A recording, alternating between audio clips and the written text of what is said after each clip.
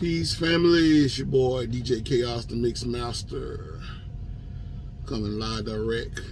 It's just our opinion segment, coming live direct in Baytown, Texas, the beautiful Lone Star State.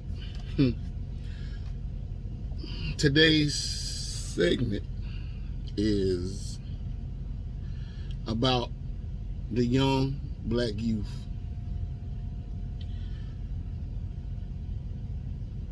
First of all, I want to start off saying, much love and respect to all my beautiful black people, young and old, new and old generation.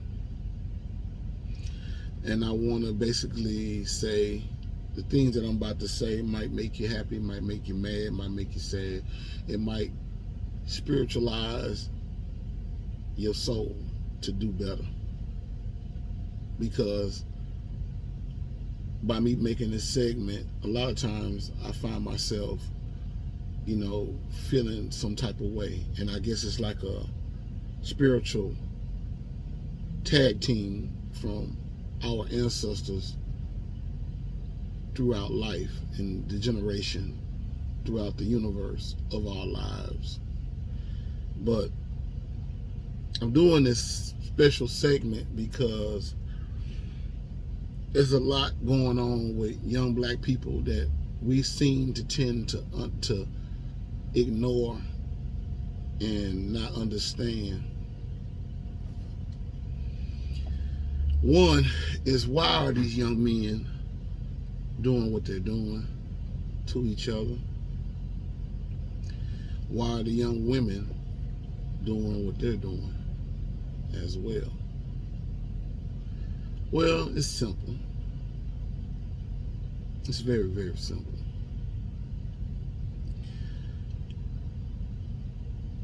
I asked myself, why was I always cool, calm, and collective as a child back in the days, and why was my life 20 times different from these young folks' lives in 2022 versus my life back in the late 70s, early 80s on up, coming up as a little boy? Well, first off, I had a father, I had a mother. Most people might say that don't mean nothing. Okay, let me explain. When I say I had a father and I say I had a mother, doesn't mean that my mother and father's relationship was perfect, because there's no such thing as having a perfect relationship. It's either you together or you ain't. It's either by trustworthy and loyalty or untrustworthy and unloyalty. My mother and father both grew up in the South, born and raised in the South. My daddy was from Tennessee. My mother was from Mississippi. My mother grew up in the Jim Crow South, as well as my father. My mother basically knew her role as a young lady back in those days, to where she was headstrong. She grew up as a headstrong young lady to get out and get her education, because my grandmother, who raised her, didn't have that type of education.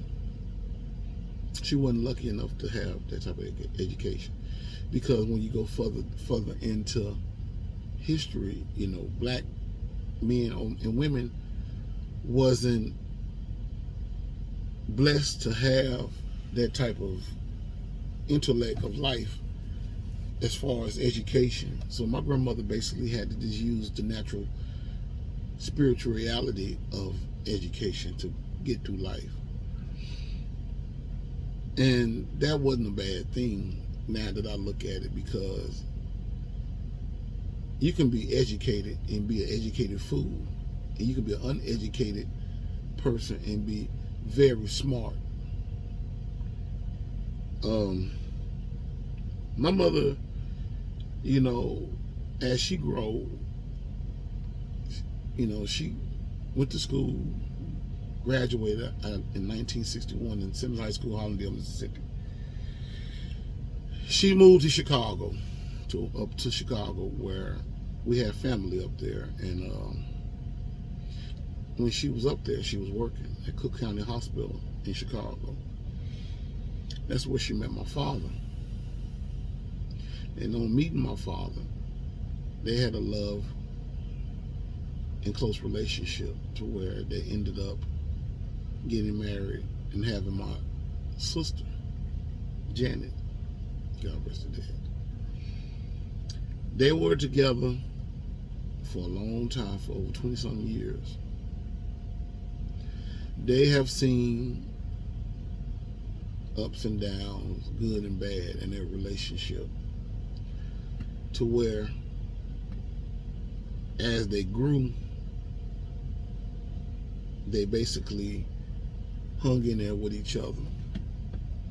Even my dad had outside kids before my mother, and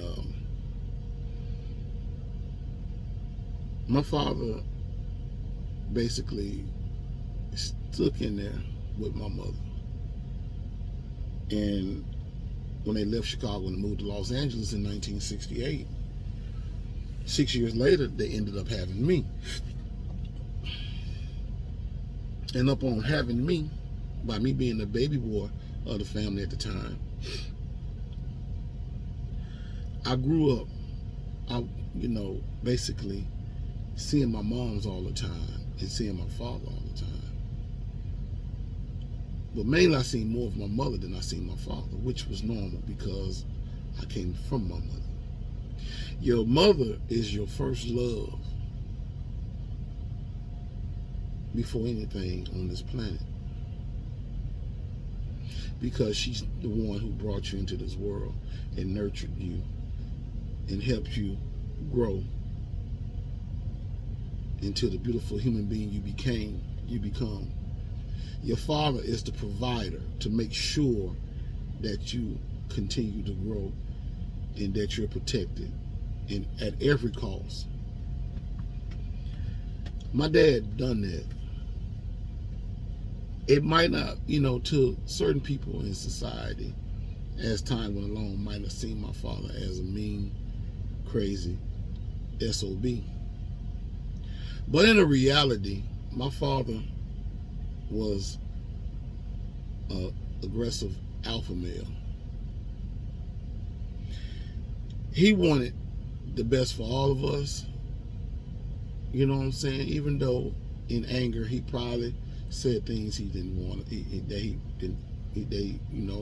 probably felt like he shouldn't have said, but he said it. But in the reality of it, he wanted the best for us. But he did it with an iron fist. And I never understood why my daddy was so aggressive and my daddy was so hyper and mean at times. And it was because my dad basically grew up without a father. My great-grandmother was his father. My grandmother was his mother, of course, but he had a father. He had a stepfather. But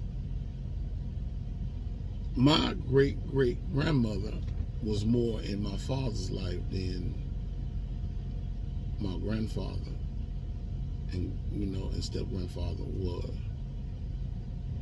To where my dad basically had to figure out how to become a man on his own with the help of my grandmother. In that particular time, you had nothing but manly situations going on in that generation, because this was like around the 40s and 50s. So wasn't no homosexuality basically being flooded in the communities in that time, because black men especially was too busy out and about working providing for their families at that particular time, because this was the Jim Crow South. And so my dad basically, he had those mannerisms in him, meaning he was growing to be a man, and he was growing up under the tutelage of my great grandmother to keep his man code intact, even though she was a woman and she wasn't nowhere close to a man, but she understood a man's place, and she basically let my father blossom into a man, which he have became. My father went to high school, graduated, went to Tennessee State for a little while before transferring to Illinois, University of Illinois, in around Chicago or whatever. Then transferring again out to California to University of California, Los Angeles, which is UCLA, where he went to UCLA Medical Center to get his certified doctorate in medical, certifications and stuff. Where he actually was a doctor's assistant and stuff. He was into, he was a highly medical doctor, at that particular time, making real good money and working with some of the finest doctors in Southern California at the time. And one of the doctors was Michael Jackson's skin graft doctor when he had burnt his scalp back in 83, 84 from the Pepsi commercial. He knew the guy that did his surgery. But my dad basically, in a way, felt like he wasn't doing enough. He felt like he wasn't being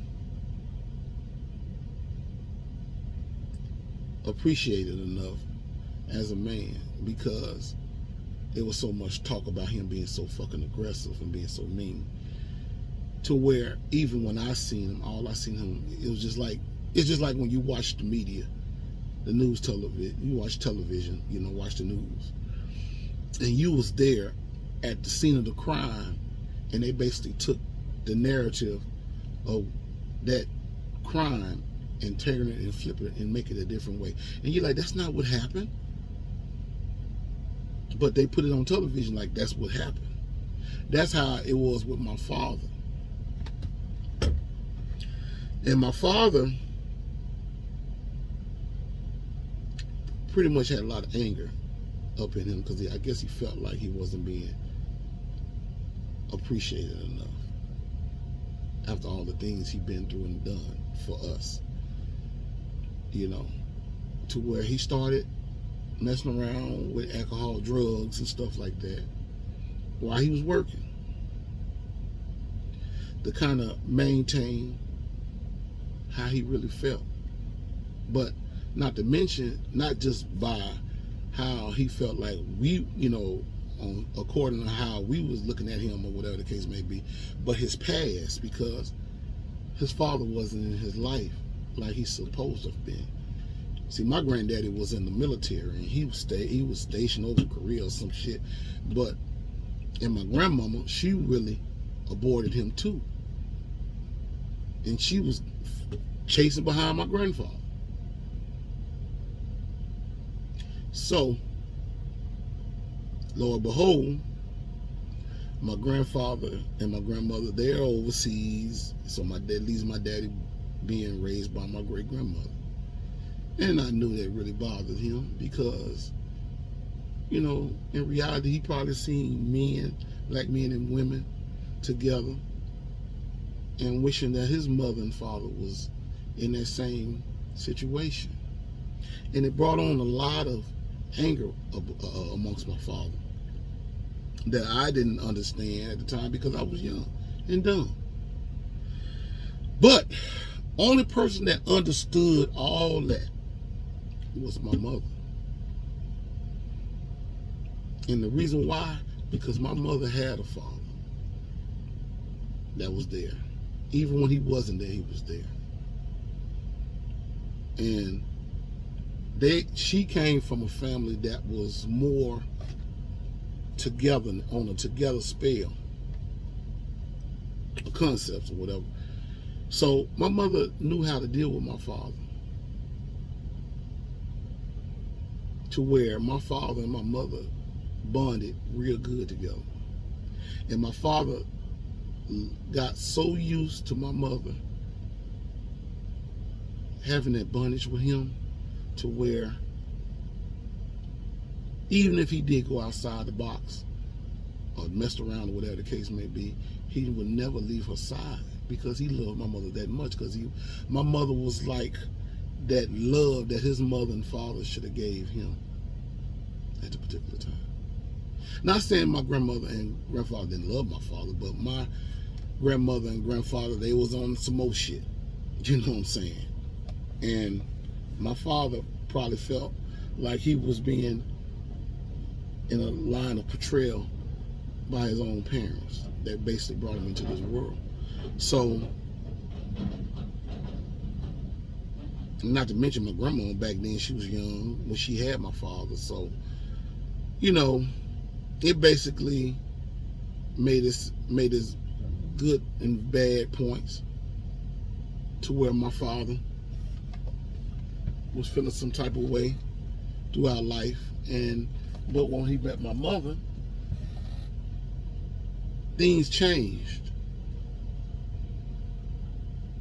You know, he started to try to do better with himself, you know, even though he still had these demons, you know, chasing behind him. And my mother basically understood my father, and my mother stood there to my father's side till her dying day in 1995. And when my father died, when my mother died, my father couldn't stand and couldn't deal with life without my mother, to where 4 years later he died. Now I'm talking about that to say this: we really don't know where people life is until we are in their shoes. A lot of times these young folks have came from bad backgrounds, because a lot of young men are being raised now more than ever in the history of black people, being raised in single parent homes. And it's a hurting feeling when a young black woman between the ages of 16 to 30, raising 3, 4, 5 plus kids by herself, doing everything by herself, being the mother and the father. But not to mention, the environment is not like when my daddy was growing up. The environment has basically took a turn for the worse, because now the manly cycle has been softened up a bit. They're bringing in this homosexuality, LGBTQ gentrification, and just get an education type of mindset in this society. And depend on the government for everything, including raising your kids. Type of lifestyle we're living now, to where young black women basically are letting go of their responsibility of knowing how to love themselves and how to love a man, and how the man to love himself and how to love a woman. And it's basically making its dirty, ugly face, because in 1968, after Dr. King's assassination, the United States government basically went in to start declaring war on the black family. See, when they got rid of Dr. King, they started going after all the other black organizations. And one of the biggest organizations that they really was getting rid of at the time was the Black Panther of Self-Defense, which was teaching black men and women to defend themselves against the system of white supremacy in this country. Protect your family, protect yourself, protect your community. They destroyed that. When they destroyed that, they went in and destroyed the simple fact that black men that were working at these jobs, these factory jobs like Chrysler, Ford, Chevrolet, or whatever, entire factories, and basically anything that was manual labor, the skills that paid the bills, it started turning for the worse, because now the black man is not the man of the house anymore, and he's kicked out on his ass without a job. And then they went in and started giving the black woman the jobs, thanks to the women's liberation movement that was basically brought to us by the Jewish community, by a Jewish white woman, who basically said that she can do everything the man can do, and that feel like that women can do just as much as a man can do, and some. But that was just being selfish within itself, because their problems were not our problems. So she basically took the black woman up under her arm, and took the Hispanic woman up under her arm, and told them, we are all sisters, and that we don't need no man to tell us what to do anymore as far as going out seeking a job. We should be able to seek a job, and we're going to fight to the finish to see that we get a job. But one thing that Caucasian woman didn't tell you was that she still had a man's back, regardless of, she was just a little hot up under the collar, up under the collar, because she basically wanted to stay out of the kitchen, which she wasn't really good in any damn way. But the reality was, she wanted to get out there to basically pay attention to see what her insecure mind had going on as far as seeing what her man was doing. But the black woman didn't have that problem to begin with at no cost, because she was at home having to do nothing. The man was at work. All she had to do was just cook, clean, and keep the kids intact.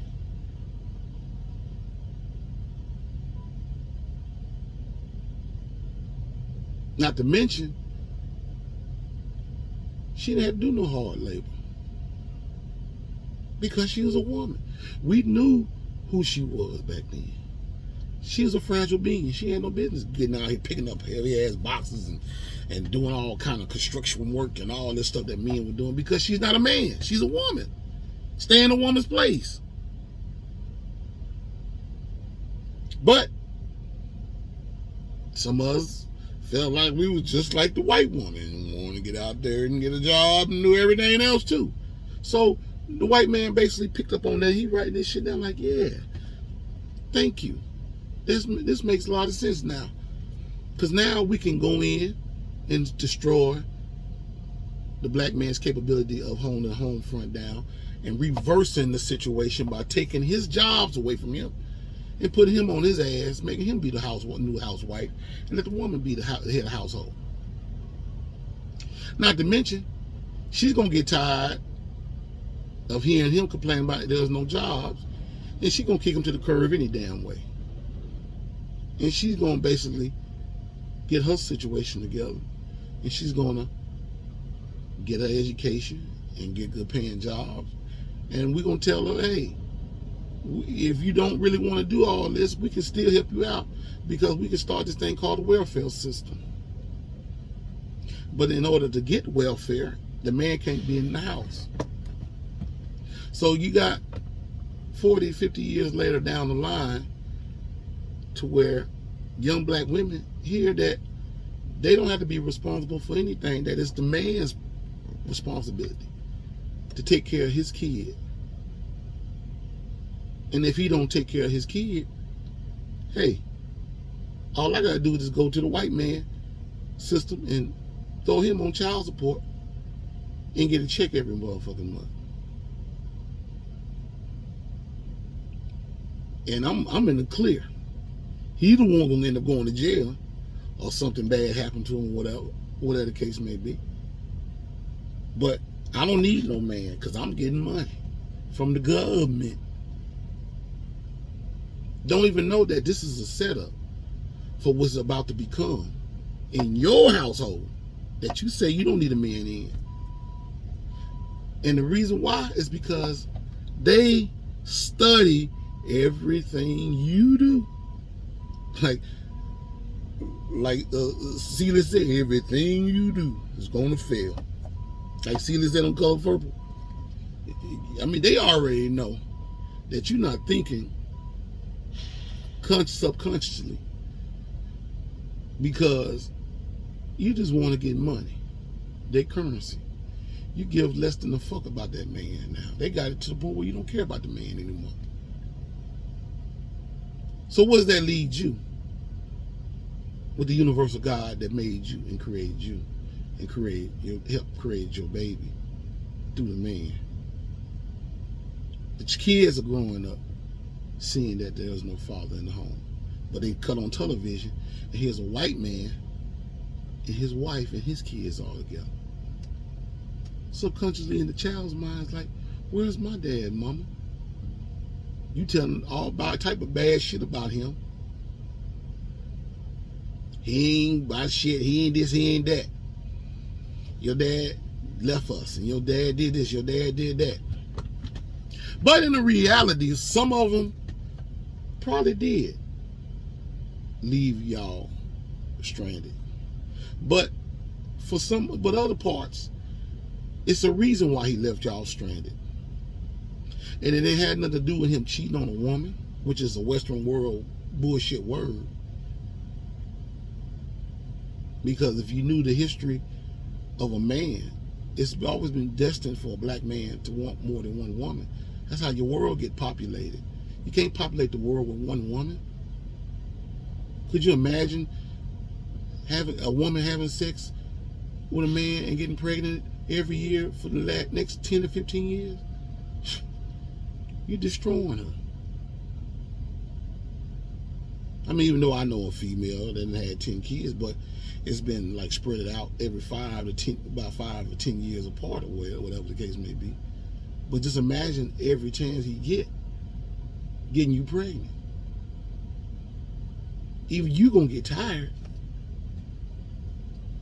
But that's another segment for another day. But anyway, the child saying, where's my father at, mom? And you telling him your dad left us hanging. But you telling your child the story that you want them to know, not what they ought to know. That he caught you slipping with another dude, or whatever the case may be, or you did some old foul shit to your father, got him locked up, snitched on him about something, or basically did something that he basically told you not to do, trusting you, and you violated him. So you go and you got caught up, and your kids, they too young to even understand some of this shit. So you go behind their back, go behind the man's back and tell the kids that your father left us, he did this and did that wrong. They basically put out there because you're a woman and nothing, women don't do nothing type of mindset. Young man, he listening to this shit, and he gonna basically take that on throughout society to think that we ain't nothing. And he's gonna have the same mindset that you basically put in him. Because he ain't gonna know how to fight. He ain't gonna know how to protect himself or nobody else. All he gonna know how to do is act just like you with anger issues. He'd be so angry to step to the point where he ain't gonna even think. He just gonna do. And now that you got all type of access to guns and stuff, that's their new equalizer. I got me a gun. I got me a semi-automatic rifle. Anybody fuck with me or say anything wrong to me, I'm gonna shoot his ass. Because he don't know how to subconsciously take in words very correctly.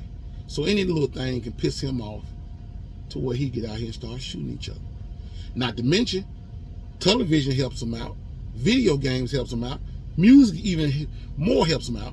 This drill rap music, prime example. It's a promotional deal.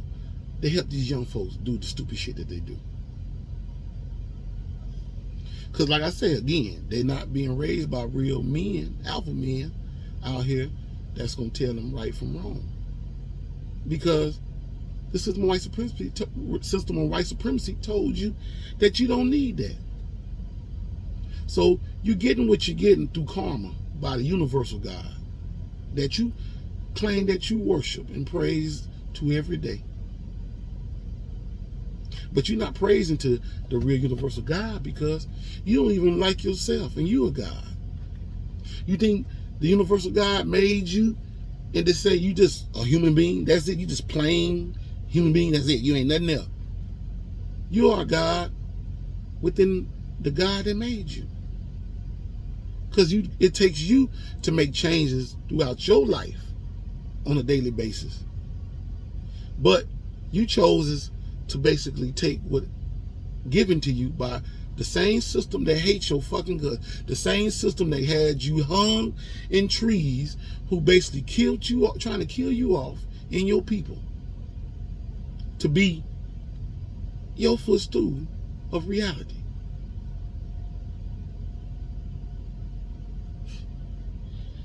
And you wonder why these young folks are doing what they're doing out here in the streets. They're doing what they're doing out here in the streets because it was you who said that you didn't need what God put in your life. And that's a man. You said, I could do bad by myself. And you're doing bad because your young sons are out here blowing each other's fucking brains out. Because you said you didn't need a man. So your son basically is offset shoot of you. He look like a man. He walks and talks like a man, but he ain't a man. He's a woman. He's a woman. He's a woman. Because most of the young folks don't even want to hear what you have to say. Say what a black man has to say. Most of these young men would talk over you and make excuses and do all the stuff that most women would do. Women do it all the time. Talk over men. Don't want to hear what black men say. Because you've been subconsciously brainwashed to think that you ain't got to listen to us. Even when we trying to tell you what's the best interest in you, you don't give a damn. And my brother, much love and respect to my brother, comedian Jeff Brown, said, if you want to destroy a black woman, what do you say? If you want to get a woman to jump out of a practically brand new plane, tell her not to. She gonna jump because she ain't gonna listen to you. Now the white man say don't jump. She go, okay, I'm not gonna jump. But when we tell you not to jump, you gonna jump. That's how destroyed we are as black people. Black men and women, because we're divided. And one thing about it, the late J. Edgar Hoover said it best about finding the black messiah. And he said also, one of the worst things that can happen in society is when a black family has united themselves or some shit like that. Why would this white man say that? Calling us a terrorist because we want to unify ourselves. You know why? Because they know who we are more than we know ourselves. They know that they can't make no motherfucking money off the system. They know they can't make no money off of racism. And they damn sure they can know they can't make no money off of us being incarcerated. Because we have our shit together. We want to worry about the young man shooting, what the young men going out here shooting in the crowds and all this shit. Because see, they basically want you to, they're basically trying to get you to come back to slavery, slowly but surely. And it's working like a charm. See, we worry about stupid shit like R. Kelly and Bill Cosby and celebrity shit. Shit that ain't got nothing to do with us.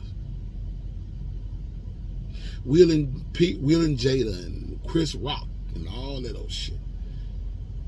But we're suffering in our house every day, not wondering why our sons is out here walking up and down the street with a backpack with an AR-15 or M16 or AK-47 or any kind of pistol or anything, walking around the street like they in fucking Iraq, ready for a war.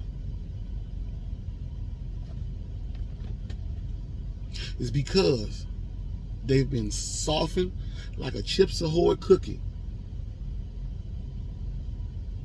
They've been softened down completely, being destroyed right in front of us. And a lot of us sit up there and act like, I don't need a man because I can do bad by myself. And you're doing bad by yourself. You're doing severely bad. I don't give a damn how much money you make working at a nursery home. I mean, hospital, working at a school, lawyer, whatever you're doing. It doesn't matter when your family's suffering.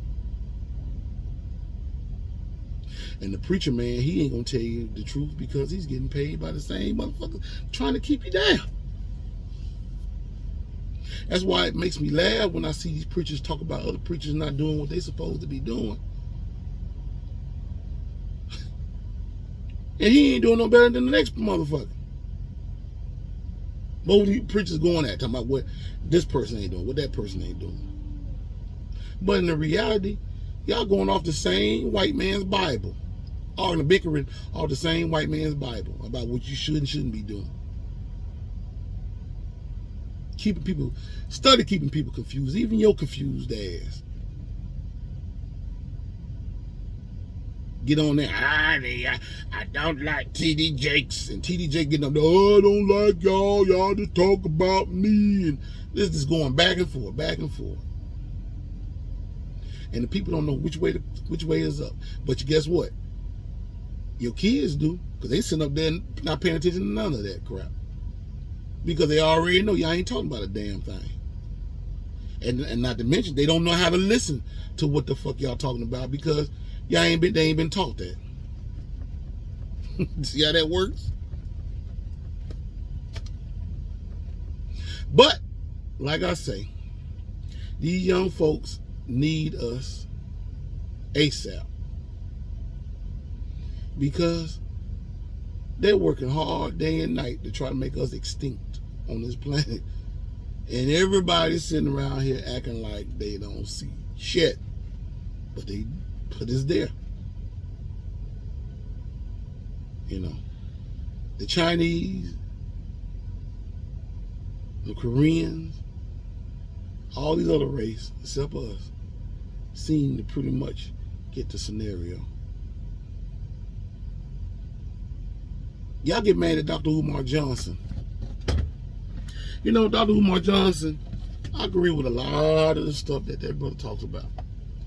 But some things he kind of, jump off the curb. But, ain't nobody perfect. Ain't nobody is a straight-minded person to certain things because we all make mistakes. We all do things that we don't supposed to do at times. We human. Animals make mistakes. Insects make mistakes. All living things make mistakes. But the reason why we kind of shit on the brother because he's saying something that you don't want to hear. But if the Caucasian man was to tell you these same things, you'll be crying in tears talking about, you right, you so right, you right.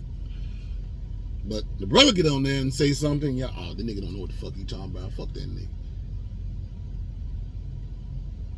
Because you got Stockholm Syndrome. Been brainwashed not to love yourself and others. So again, when it goes back to you talking about you don't need a man, a black man, that white man, he loves that you say that because he know that his job is working like he wanted to work. And that's for you not to have a black man in the house and for him to continue to brainwash you. But even when you say then when you end up saying that you don't want no black man, you want a white man. Okay, gonna get you one. Because when you get you a white man, he still ain't gonna be able to help you out mentally. He'll help you out with material shit, things that you want, that you've been wanting, that you feel like we couldn't get you.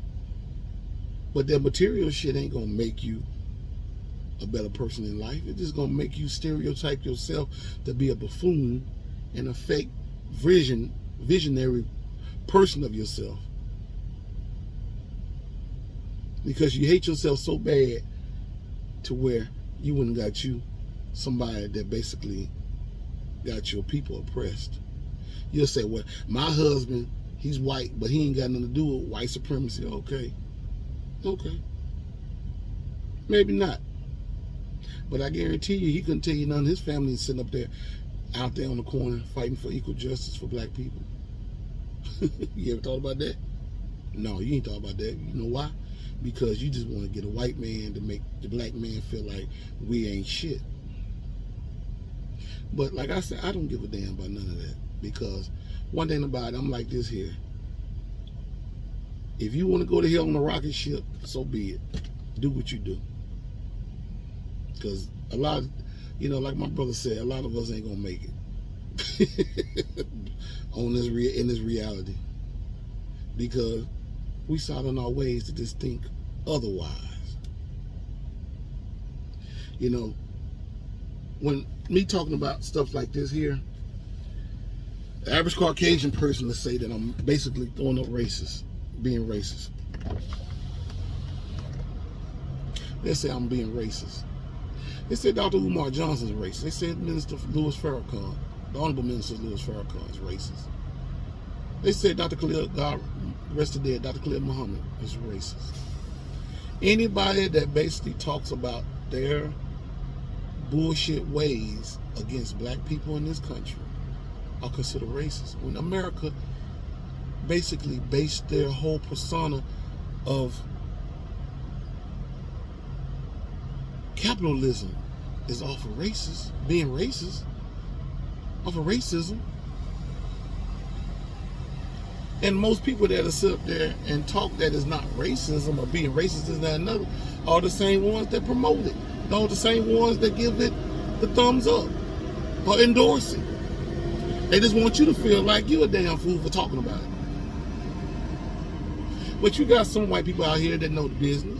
Shout out to them. I mean, Jane Elliott basically said, she said it best, that America is racism. That America school system is racism. Because the same people that runs the prison system runs the school system. Yeah. You didn't know? Why you think the kids eat the shit that they eat? You go to these other countries like Hungary, Germany, and see that they eat food that they grow from off the land, right by the school. They eat naturally. We eating processed. And then talking about you don't want kids, watch kids wait when y'all feeding them all the bullshit, processed shit that ain't real, just to save a buck. Get it together, America. I doubt if you do, because the only way you get it together, goddamn, you got to get these racist motherfuckers up out of here, and they ain't going nowhere. They'll blow this bitch up before they do right by black people. And they ain't not trying to do right by us. Hell, we're not trying to do right by ourselves.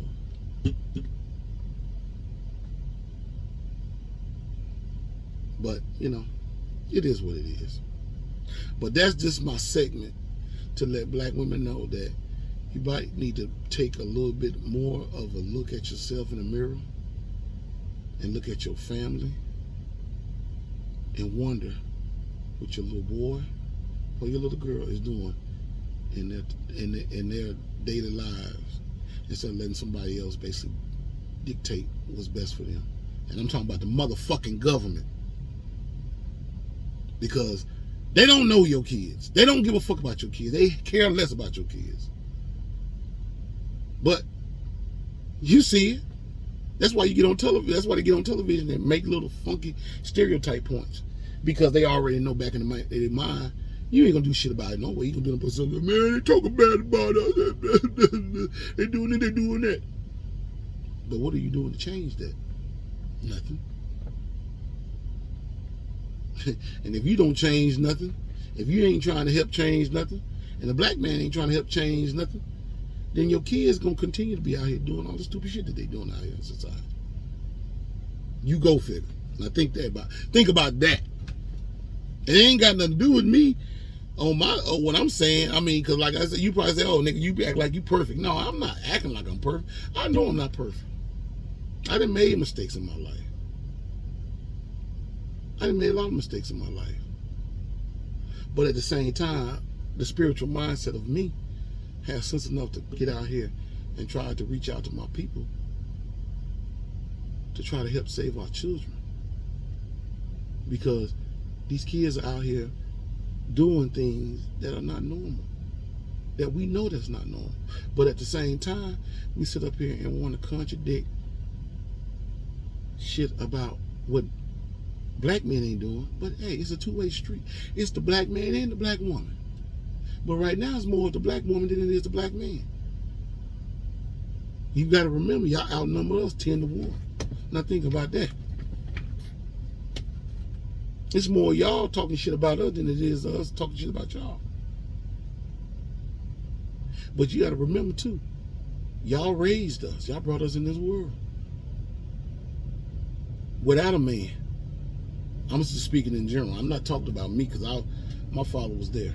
But I'm just saying for the ones that don't have fathers there, because damn near about 80-85% of black women in this country are single parent. That's a bad number.